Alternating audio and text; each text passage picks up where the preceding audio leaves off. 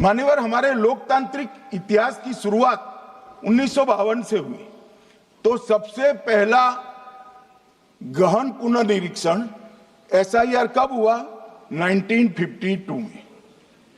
SIR की क्या जरूरत है वो कहते हैं, इसलिए मैं कहता हूं। तो उस वक्त प्रधानमंत्री कौन थे? जवाहरलाल नेहरू। किस पार्टी से थे? कांग्रेस पार्टी से। दूसरा कब हुआ? 1957 में। फिर जवाहरलाल नेहरू प्रधानमंत्री थे, कांग्रेस पार्टी से थे। तीसरा हुआ 61 में, उसमें भी जवाहरलाल नेहरू प्रधानमंत्री थे और कांग्रेस पार्टी थे। 65-66 में भी हुआ, एक ही गहन पुनर्निरीक्षण 2 साल में हुआ। उस वक्त भी श्री लाल बहादुर शास्त्री प्रधानमंत्री थे, कांग्रेस पार्टी थे। 83-84 में हुआ, इंदिरा जी थी। 87-89 में हुआ, राजीव गांधी थे। 92-93-95 में हुआ, नरसिम्हा राव थे। 2002 और 3 में हुआ, तब श्री अटल बिहारी वाजपेयी थे। मान्यवर, 2004 में गहन पुनर्निरीक्षण समाप्त हुआ, तब डॉक्टर मनमोहन सिंह जी प्रधानमंत्री थे। तो 2, 3, 4 का एक गहन पुनर्निरीक्षण हुआ, एसआईआर हुआ। उसमें 2 साल एनडीए के प्रधानमंत्री थे, भाजपा के थे, और 1 साल डॉक्टर मनमोहन सिंह। 2004 के बाद सीधा 2025 में गहन पुनर्निरीक्षण हो रहा है और इस वक्त हम हैं। एक पूरा गहन पुनर्निरीक्षण एसआईआर की प्रक्रिया का आज तक 2004 तक किसी भी दल ने विरोध नहीं किया है मान्यवर, क्योंकि ये चुनाव को पवित्र रखने की प्रक्रिया है। चुनाव के उद्देश्यों को, लोकतंत्र को स्वस्थ रखने की प्रक्रिया है।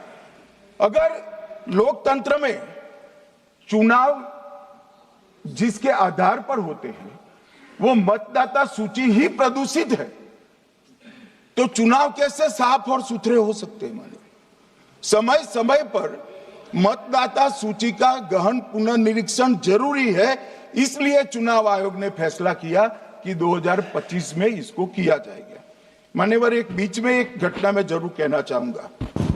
2010 में एक चुनाव आयुक्त महोदय ने निर्णय किया कि रिटर्निंग ऑफिसर को मतदाता सूची में से नाम काटने का अधिकार नहीं है, और उसके बाद से किसी की मृत्यु हुई तो भी नाम नहीं कटते थे।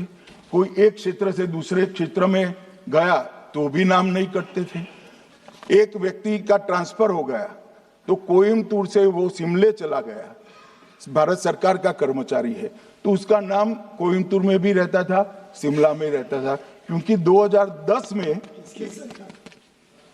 मैं बताता हूं किस, मैं बख्शूंगा नहीं, आप चिंता मत करो, क्योंकि 2010 में एक व्यवस्था हुई कि किसी का नाम नहीं काट सकते, और उस वक्त भी कांग्रेस पार्टी की सरकार थी। तो एक गहन पुनर्निरीक्षण क्या है? मानो एक गहन पुनर्निरीक्षण है कि जिनकी मृत्यु हो गई उनके नाम कट जाए, जो 18 साल से बड़े हो गए उनके नाम जोड़ जाए, जो किसी भी प्रकार से 2 जगह मतदाता है उनके नाम कट जाए, और जो विदेशी नागरिक है उनको चुन चुन कर डिलीट किया जाए।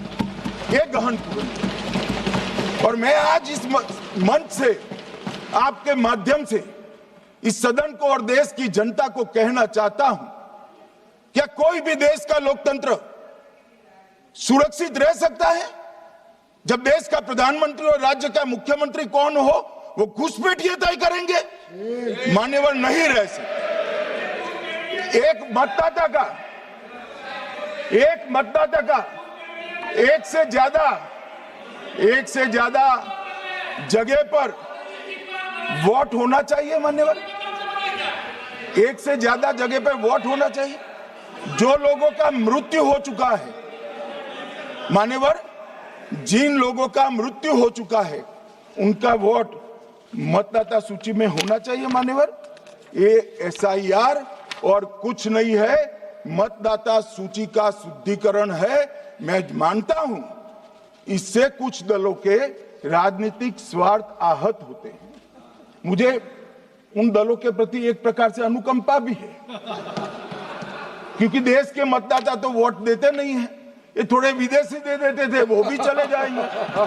मगर मान्यवर, क्या हमने भारत के नाते निर्णय करना पड़ेगा कि इस देश की संसद को चुनने के लिए, राज्य की विधानसभा को चुनने के लिए विदेशी को वोट देने का अधिकार देना है या नहीं देना है? और मेरा मत है, मेरा विनम्र मत है मान्यवर, कि ये नहीं देना चाहिए।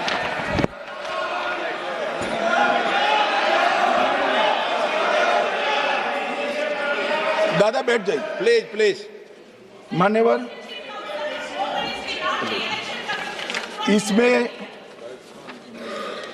इसमें कानूनी स्थिति का प्रश्न नहीं है। अभी सांसद महोदया बोला कि इलेक्शन कमीशन का अधिकार नहीं है। लाल बाबू हुसैन 1995 में एक वाद हुआ मान्यवर, भारत की सर्वोच्च अदालत तक वो वाद पहुंचा।